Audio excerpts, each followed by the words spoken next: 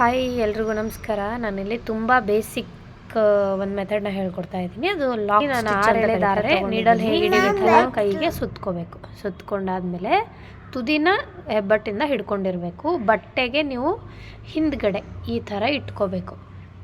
ಇಟ್ಕೊಂಡಾದ್ಮೇಲೆ needle number 10 ತೊಗೊಂಡಿದ್ದೀನಿ.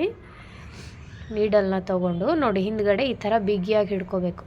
ನೀಡಲ್ನ ತೊಗೊಂಡು ಬಟ್ಟೆಗೆ ಒಂದು ಸರ್ತಿ ಚುಚ್ಕೋಬೇಕು.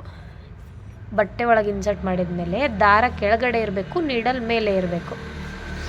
ನೋಡಿ, ನೀಡಲ್ ಮೇಲೆ ದಾರನ ತೊಗೊಂಡು ಬಂದು ಆ ತುದಿ ಹುಕ್ ಏನಿರುತ್ತಲ್ಲ ಅದರಿಂದ ಒಳಗೆ ತೊಗೊಂಬಂದು ಅಲ್ಲೊಂದು ಲೂಪ್ ಕ್ರಿಯೇಟ್ ಆಗುತ್ತೆ.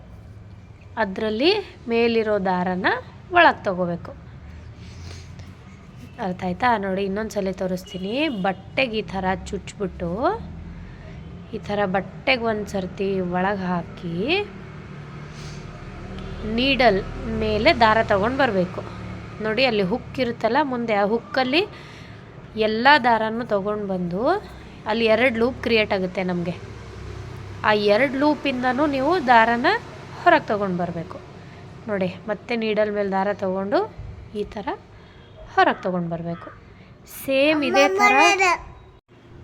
ಇದೇ ಥರನೇ ನೋಡಿ, ಬಟ್ಟೆಗೆ ಇನ್ಸರ್ಟ್ ಮಾಡಿ ಈ ಥರ ನೀಡಲ್ ಮೇಲೆ ದಾರ ತೊಗೊಂಡು ಬಂದು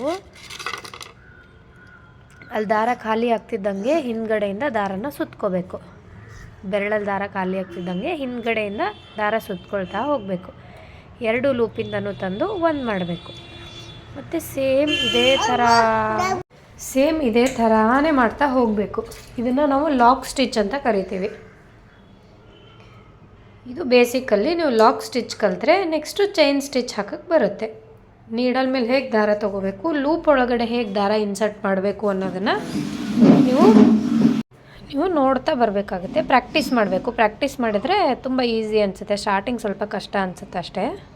ಪ್ರಾಕ್ಟೀಸ್ ಮಾಡ್ತಾ ಹೋದರೆ ತುಂಬ ಈಸಿ ಅನಿಸುತ್ತೆ. ನಾನು ಇದೇ ಥರ ಕಂಪ್ಲೀಟಾಗಿ ಹಾಕ್ತಾ ತೋರಿಸ್ತಾ ಇದ್ದೀನಿ ಇಲ್ಲಿ. ನೀವು ಒಂದು ಸರ್ತಿ ಪ್ರಾಕ್ಟೀಸ್ ಮಾಡಿದರೆ ನಿಮ್ಗೆ ತುಂಬ ಈಸಿಯಾಗಿ ಅನಿಸುತ್ತೆ. ಕೊನೆಗೆ ಲಾಸ್ಟಲ್ಲಿ ಹೇಗೆ ಎಂಡ್ ಮಾಡಬೇಕು ಅಂತ ಅಂದರೆ ನೋಡಿ, ಈ ಥರ ಎಲ್ಲ ಕಂಪ್ಲೀಟ್ ಆದಮೇಲೆ, ಅಂದರೆ ನಿಮ್ಗೆ ಎಷ್ಟು ಬೇಕು ಅಷ್ಟು ಲಾಕ್ ಸ್ಟಿಚ್ ಕಂಪ್ಲೀಟ್ ಆದಮೇಲೆ ಈ ಥರ ದಾರನ ಮೇಲೆ ತೊಗೊಂಡು ಬಂದು ದಾರನ ಕಟ್ ಮಾಡ್ಕೋಬೇಕು. ನೀವು ಕೈಯಲ್ಲಿ ಏನು ಹಿಡ್ಕೊಂಡಿರ್ತೀರಲ್ಲ ಈ ದಾರನ ಕಟ್ ಮಾಡಬೇಕು.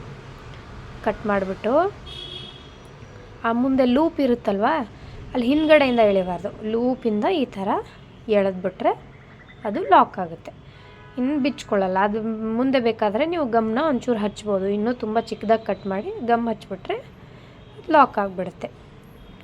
ಇದು ಲಾಕ್ ಸ್ಟಿಚ್ ಅಂತ ಹೇಳಿ ಇದನ್ನು ಪ್ರಾಕ್ಟೀಸ್ ಮಾಡಿ ನಾನು ನೆಕ್ಸ್ಟು ಚೈನ್ ಸ್ಟಿಚ್ನ ವಿಡಿಯೋ ಮಾಡಿ ಹಾಕ್ತೀನಿ. Thank you.